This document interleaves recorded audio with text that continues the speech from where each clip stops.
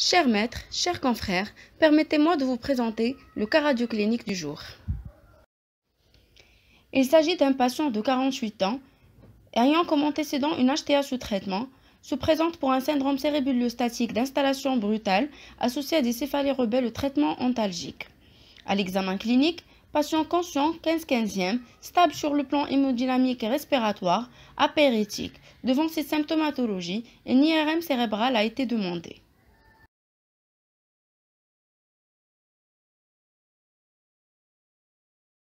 Voici son IRM en pondération T1, coupe sagittale.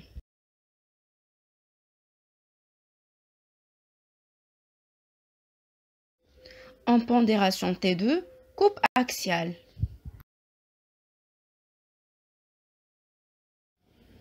T2 flair en coupe axiale.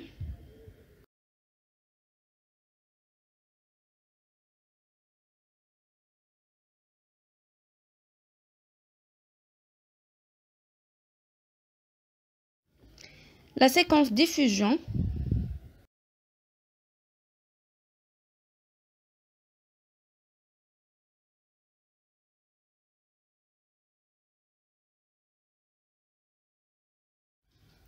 En pondération T2 étoile, coupe axiale.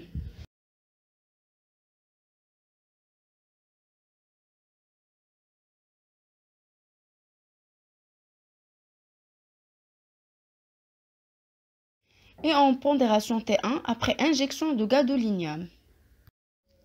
On note la présence d'une lésion cérébelleuse gauche et vermienne en plage grossièrement ovalaire, assez bien limitée, hétérogène, en hyposignal T1 avec des zones spontanément en hypersignal T2 et flair et en vide de signal T2 étoile. Hyposignal diffusion avec prise de contraste hétérogène après injection de gadolinium mesurant approximativement 29 à 23 mm, étendu sur 24,6 mm. Il s'y associe des plages adjacentes en vide de signal sur la séquence T2 étoile en rapport avec un dépôt d'hémosiderine avec atrophie corticale en regard.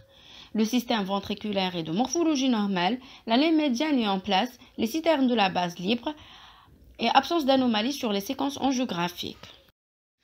Devant la lésion cérébelleuse gauche et vermienne supérieure qui siège du stigmate hémorragique, on évoque un cavernome cérébelleux compliqué.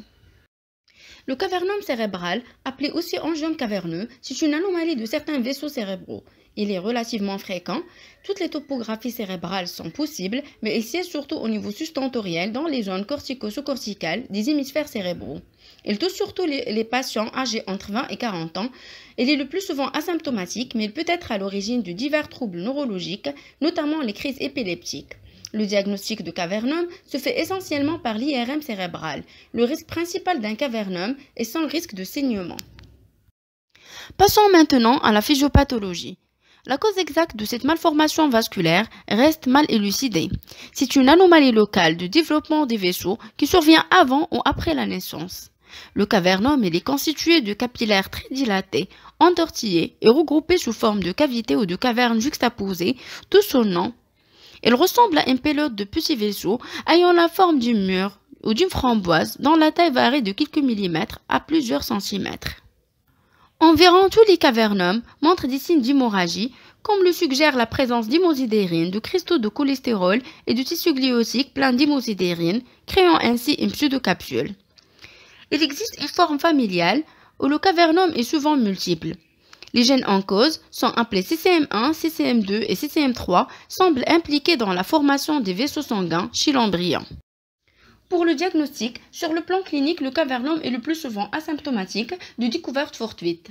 Les symptômes varient selon la localisation, la taille et le nombre des cavernomes. Il existe divers troubles neurologiques, on note notamment les crises d'épilepsie dans 40 à 70% des cas et on parle dans ce cas de cavernome épileptogène. Il existe aussi des céphalées dans 10 à 30% des cas. Ou autres troubles neurologiques, notamment des vertiges, une diplopie, une baisse de l'acuité visuelle, des troubles de la sensibilité, perte de conscience, voire coma profond. Sur le plan paraclinique, l'IRM constitue l'examen de référence. Les formes typiques se présentent sous forme de lésions circonscrites, de contours réguliers, dont le centre est hétérogène, fait de multiples foyers de signaux différents. l'hématome aigu contenant de la désoxyhémoglobine est iso-intense en T1, très hypo-intense en T2. L'hématome subaigu se présente en hypersignal à la fois en T1 et en T2. Cet aspect dit en popcorn ou niche d'abeille est pratiquement spécifique du cavernum. Des ondes dispersées d'hyposignal intermédiaire en T1 et T2 sont en rapport avec des régions fibreuses contenant un mélange de calcium et d'imosidérine. Ici, on a deux images. La première, c'est une IRM pondérée en T1 dans le plan sagittal et la deuxième, c'est une IRM pondérée en T2 dans le plan axial. Elle présente un cavernum intraparenchymateux pontique avec un aspect moucheté en poivre-sel central entouré d'une couronne d'imosidérine qui est mieux visualisée en T2. Pour les malformations caverneuses les plus petites, elles peuvent apparaître comme des lésions de bas signal en T1 et T2. Elles sont plus facilement détectées et plus nombreuses sur les images en écho de gradient car elles contiennent des substances paramagnétiques. L'œdème périlésionnel et l'effet de masse sont modérés. Les cavernums sont plus facilement détectables sur la séquence T2 étoile en raison des effets de susceptibilité des produits de dégradation de l'hémoglobine. Les images représentent une IRM pondérée en T2 écho de gradient en coupe frontale, montrant une cavernomatose encéphalique avec meilleure visualisation de la couronne d'imosidérine. Il existe des formes atypiques où le centre du cavernum peut apparaître en hypersignal homogène en T1 et en T2 si l'hémorragie récente est importante. Parfois, en cas de saignement très ancien, le centre de la lésion ne présente plus d'hypersignal, mais seul persiste l'anneau périphérique d'imosidérine qui témoigne du caractère hémorragique.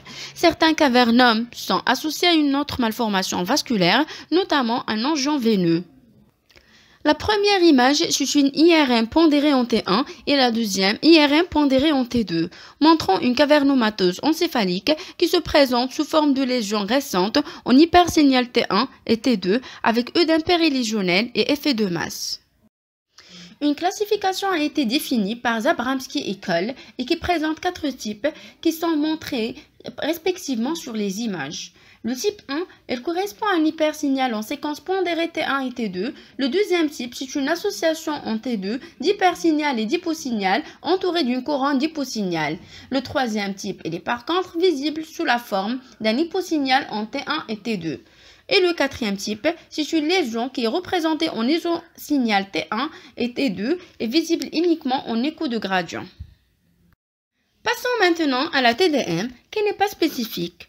Le cavernum cérébral se présente sous forme d'une lésion spontanément hyperdense, hétérogène, de volume variable, rarement kystique, se réhissant légèrement après injection du produit de contraste et n'exerçant pas d'effet de masse sur le parenchyme cérébral adjacent. L'image montre un cavernum pontique spontanément hyperdense à la TDM. Le diagnostic différentiel du cavernum cérébral s'oppose avec les autres malformations vasculaires, notamment les malformations artério-veineuses thrombosées et téléangiectasie capillaire, avec les tumeurs hémorragiques, notamment les métastases, surtout dans la forme multiple.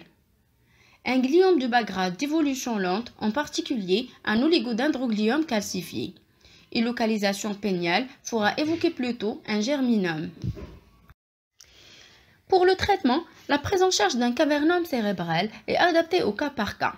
Dans la plupart des cas, lorsqu'il est asymptomatique, aucun traitement n'est nécessaire. Des mesures préventives simples suffisent, comme l'évitement du sport violent, comme le boxe.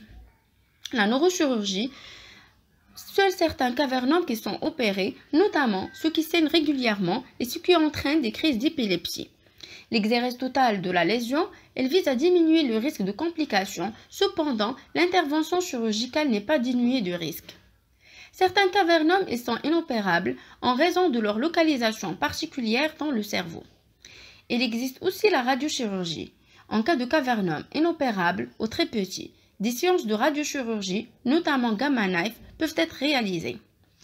La radiochirurgie, elle consiste à utiliser la concentration des différents faisceaux de rayons. Ces derniers traversent les tissus et détruisent les cellules visées.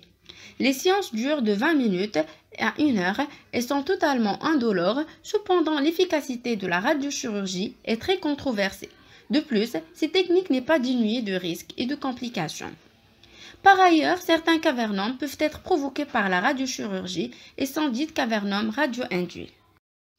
Finalement, on va parler de l'évolution. Après sa découverte fortuite, le cavernome a un très faible risque d'évolution hémorragique, estimé entre 0,2 et 0,5% par an. S'il a été découvert à l'occasion d'une hémorragie, le risque de récidive hémorragique est supérieur.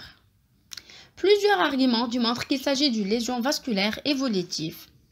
Le volume de la lésion peut augmenter ou au contraire diminuer sans pour autant donner des signes cliniques. L'aspect IRM peut changer et la réaction cérébrale périlésionnelle, soit hémorragique, soit œdémateuse, peut varier en intensité suivant le moment évolutif.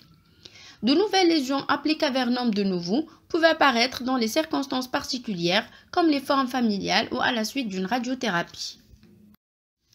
En guise de conclusion, le cavernome est une malformation vasculaire relativement fréquente. Il est le plus souvent asymptomatique, existe deux formes, sporadiques et familiales. L'IRM est l'examen de référence qui confirme le diagnostic. Le principal risque pour le cavernome, c'est le risque hémorragique.